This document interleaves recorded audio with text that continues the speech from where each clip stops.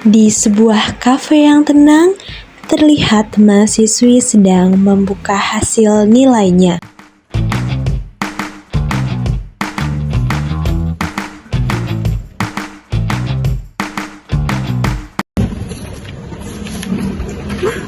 Nilai aku kok habis?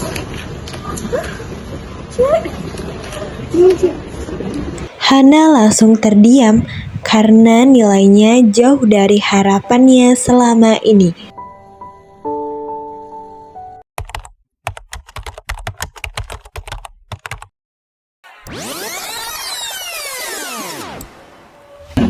Sebagai mahasiswa yang baik, seharusnya kita menggunakan waktu dengan sebaik-baiknya ya.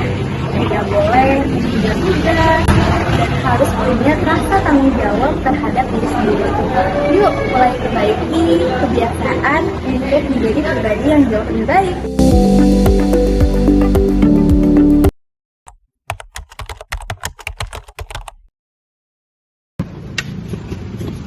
Selamat malam.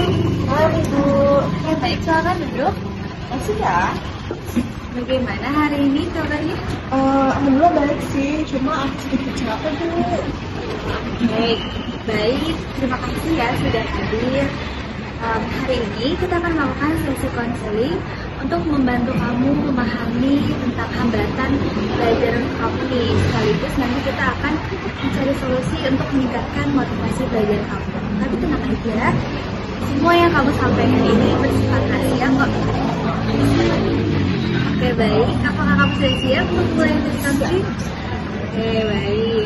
Oke, jadi nanti kita akan melalui beberapa tahapan nih. Yang pertama, kita akan mengeksplorasi dulu masalah dan perasaan kamu, lalu memahami motivasi belajar yang menyebabkan kamu menurun. Selanjutnya kita akan menyusun juga nih alternatif solusi, dan yang terakhir kita membuat rencana. Oke, kalau ada yang dirasa kurang, kamu boleh tanyakan aja ya. Kayaknya nggak ada deh, cukup aja. Oke, baik. Nah, sebelum masuk ke tahap inti, ada yang kamu mau tanyakan? Enggak deh Bu, kayaknya langsung aja deh. Oke. Nah, kita juga udah sama-sama komitmen ya untuk menjaga suasana ini agar aman, dan juga kita saling menghargai selama sesi konseling ini berlangsung. Kalau begitu, kita masuk ke tahap inti ya. Boleh itu. Sekarang kamu boleh ceritain dulu nih, bagaimana sih kondisi belajar kamu belakangan ini, apa yang kamu rasain? Aku sih ngerasanya kayak kurang konsen belajar ya Bu. Aku jadi sering nunda-nunda pekerjaan, jadi aku kurang fokus untuk belajar gitu. Oke, jadi kamu tuh merasa kalau belajar itu hal yang berat ya? Bagaimana perasaan kamu? Iya berat banget, terus aku ngerasanya kayak bersalah gitu loh Bu. Di saat orang lain udah jauh tapi aku masih tertinggal di sini, ada pressure ke diri aku sendirinya. Oke, terima kasih ya kamu udah jujur. Menurut Ibu sendiri, kalau menunda itu hal yang wajar. Dan sebenarnya Ibu mau nanya nih, apa sih penyebab yang bikin kamu tuh motivasinya jadi turun?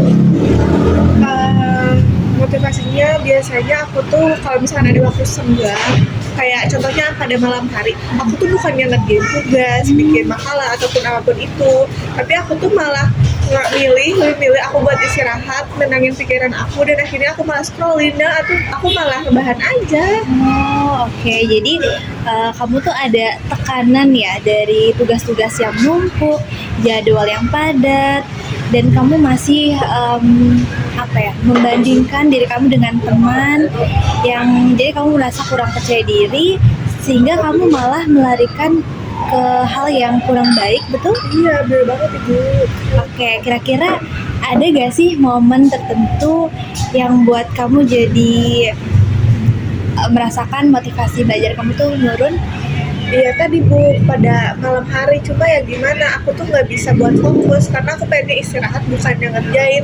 Tapi malah pas udah deadline-nya makin dekat, ternyata tugas aku belum selesai gitu. Jadi aku bingung sendiri, nilai aku jadi menurun gara-gara hal itu. Kira-kira apa sih yang bisa bikin kamu tuh jadi kembali lagi semangat belajarnya? Kayaknya harus ada dukungan deh Bu. Aku kayak sering ngerasa sendirian gitu. Terus aku juga butuh timeline waktu yang tertata biar hidup aku tuh lebih terarah gitu mau kemana jadinya. Oke, itu hal yang sangat baik banget.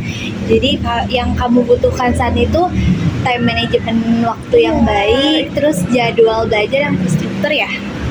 Oke. Bagaimana nih perasaan kamu setelah menceritakan hal yang tadi kamu sampaikan? Aku sih rasanya kayak lebih lega aja sih Bu.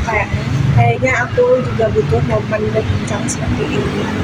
Oke. Nah, Ibu tanya lagi ya, kira-kira apa sih penyebab yang membuat kamu tuh motivasi belajarnya jadi turun?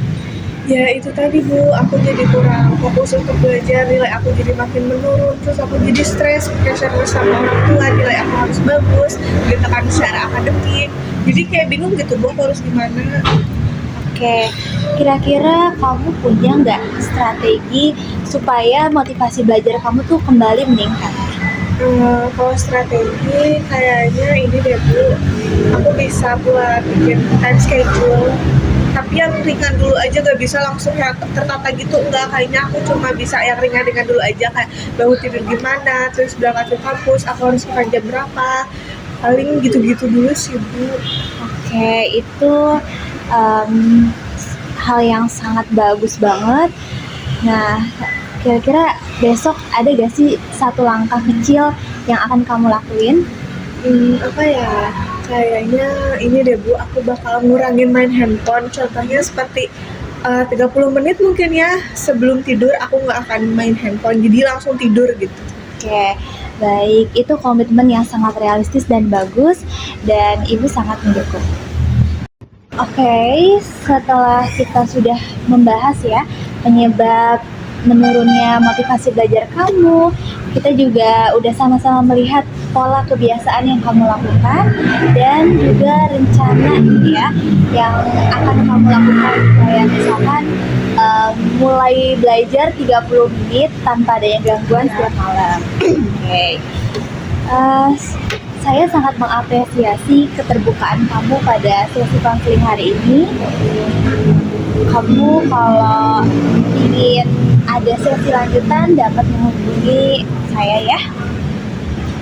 Oke, baik. Terima kasih atas kerjasamanya. Kita akhiri, sampai jumpa di sesi berikutnya. Terima kasih banyak ya Ibu. Saya permisi terlebih dahulu. Oke, baik.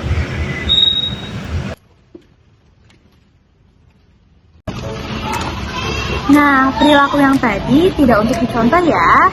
Kalau kamu merasa memiliki kesulitan belajar, kurangnya motivasi belajar, kamu bisa datang ke seorang yang berprofesional dan bisa membantu untuk meningkatkan motivasi belajar kamu kembali. Karena kejadian tersebut harus ditangani oleh orang yang tepat. Oh iya, aku ada pantun buat teman-teman. Apa tuh? Burung irian, burung cendrawasih. Cakep. Cukup sekian dan terima kasih. Dadah.